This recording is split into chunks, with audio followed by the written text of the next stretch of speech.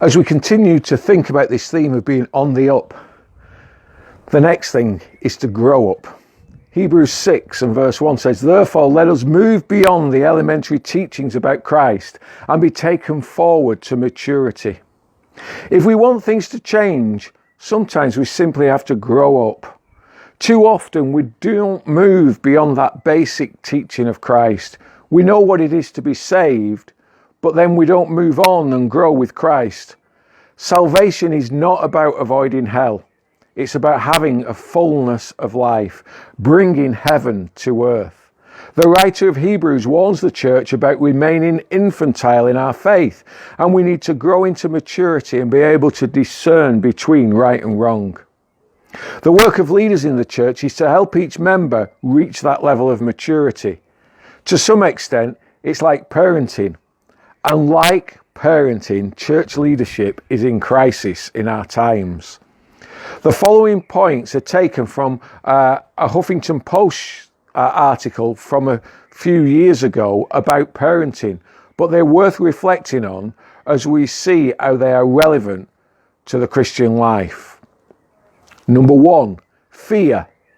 Parents often fall over themselves to please their children for fear of them having a tantrum.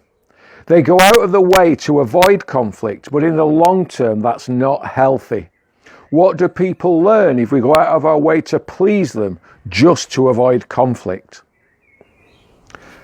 Number 2 is lowering the bar. Sometimes parents say, well, what can you expect? They're only children. When the bar is raised, it gives people the opportunity to rise to the occasion.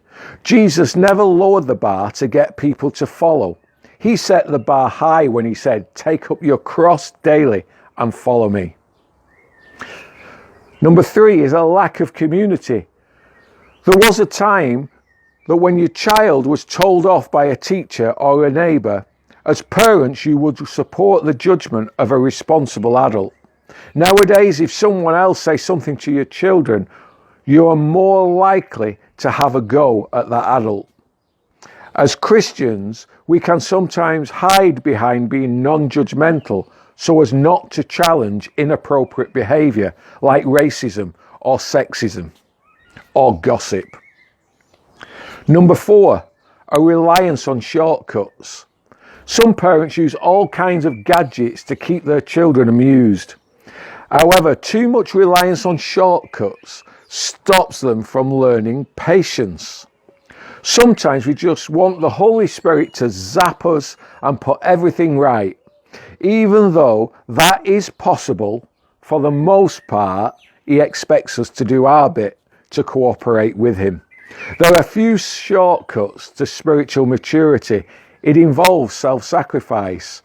How you will reach maturity without reading or listening to the Bible to learn more about God, praying and communicating with God, or giving up those bad habits and addictions which are a counterfeit to knowing the blessing of intimacy with God. We chase after things that make us feel good because actually true intimacy with God makes us feel good. And 5, putting others' needs before our own. There are some parents who would run halfway across the zoo to get a drink for a demanding child rather than have them wait 10 minutes until the family passes a drinks fountain. As Christian leaders, we're often expected to put the needs of others before our own and can end up burned out as a result. However, Jesus took time away to spend time alone. He dismissed the crowds and he went off for rest. So what does a mature believer look like? They don't demand their own way. They set high standards for themselves in relation to their behaviour.